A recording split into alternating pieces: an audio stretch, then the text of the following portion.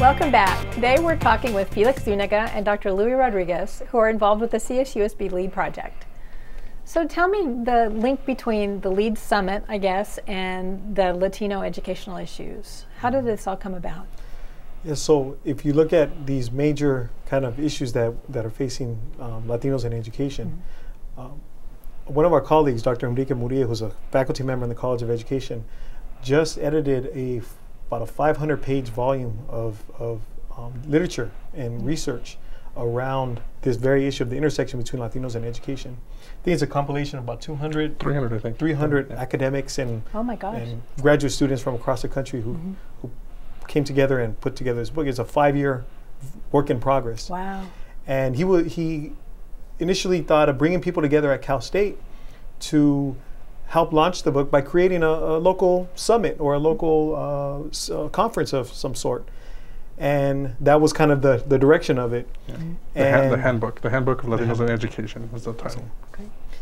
Once that got off the ground, there was also some larger things going on in the country, especially after President Obama was elected, which was Juan Sepulveda, who was the director of the White House Initiatives for Hispanic Excellence in Education, was doing these town hall summits across the country, specifically talking to the Latino community about what are their local needs. Well, he covered Southern California by going to the Los Angeles area. Well, Dr. Murillo went and raised the question, what about the Inland Empire? You know, we're often overlooked. You know, we're kind of in the shadow of Los Angeles. And the next day, someone from Mr. Sepulveda's office contacted Dr. Murillo and said he agreed to be our keynote speaker for our event. Once that happened, I think that really just launched us onto a national radar of, and I just joined in the summer.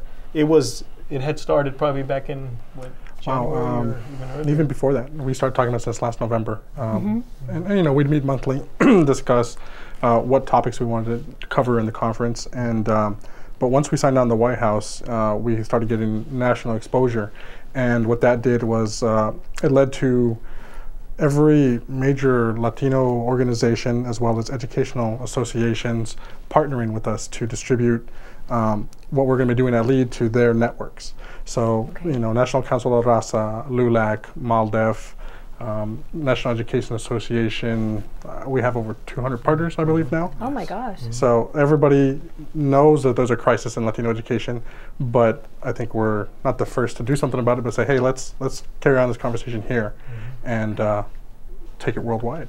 So it just was kind of almost an accident with this, the Sepulveda piece came in and just made it went from local to national. Yeah. Everybody saw the need for it, and everybody knows the need for it. I myself am not in education studies. I'm in the business community. And it's something that I've always known is an issue and a problem, but it's kind of like I have to do side work to help that out. I don't know if that makes sense, but it's something that's always been near and dear to my heart, so that's why when I heard about it, it's like, well, let's do whatever we can to make this happen. So what has it turned into? What does it look like at this point? Now it's an international event. We have viewing events that Felix can talk about a little more, using various forms of technology, but we have partners in Spain, Panama, Mexico, even Argentina, I believe now. Cuba was asking to somehow participate, so I'm not sure how that's going to work. So the summit is going to be it's going to be held locally at Cal State San Bernardino at the University Event Center, but we're going to be broadcasting it live via the web. We use a technology called live stream that lets people view from around the world. So anybody at any computer could sit down and watch. But what we've asked to do is create town hall viewing events at other universities where people can gather and watch and converse at the same time. So we've had, right away, as soon as we announced that, Florida International, Harvard, University of North Carolina, Cornell, NYU, you know, they were really quick to sign up. University of Texas, Texas State, Texas Tech, ASU. Oh my gosh, so there are going to be hundreds of students nationwide, as well as, like Louie said, you know, in universities in Mexico and other countries, UNAM is the largest University of Mexico is going to be watching as well. Oh, that's fascinating. And so what are some of the things on the agenda for the summit? So in thinking about the crisis that we were talking about earlier, it's broken up into several segments of the day, and it's really not kind of breakout workshop sessions. It's really a true town hall summit, in that everybody's going to be in one room all day.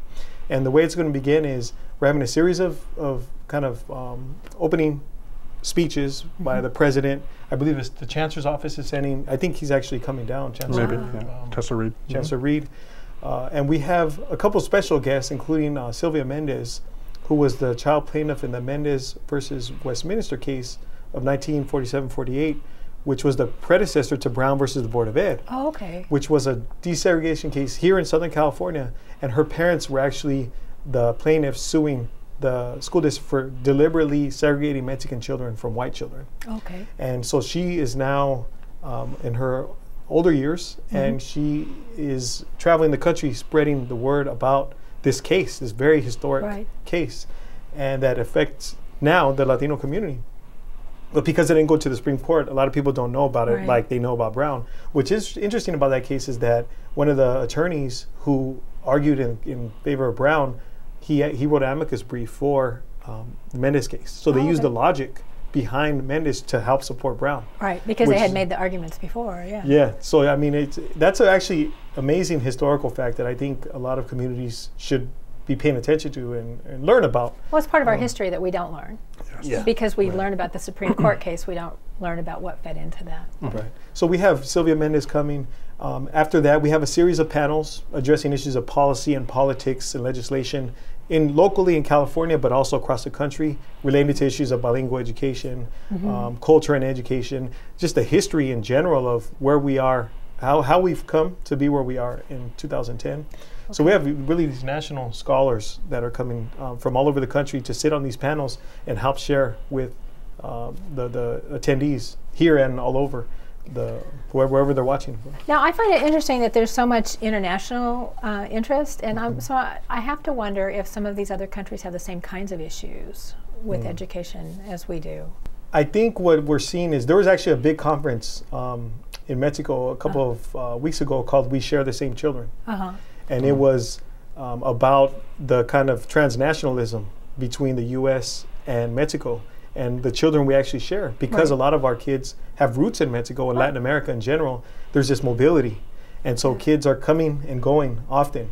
And so a bunch of academics from both countries came together and had a dialogue about what are the issues. But I think every country has a unique experience with immigrant students. And I think the U.S. is unique in that we have a unique Latino population compared to the rest of the world, I believe. But you know, there is a lot of interest in this issue of advocacy, because, and especially with Mexico, since Mexicans are the largest subgroup in the United States of Latinos, I think that country is concerned with how Mexican nationals do in our country, because they may actually go back to serve the Mexican community in some way. So it's in their best interest to make sure that we have an educated, group of people coming through the pipeline in a way. So I think that's also a piece of why other governments are interested. Okay. We need to take a quick break. We'll be right back.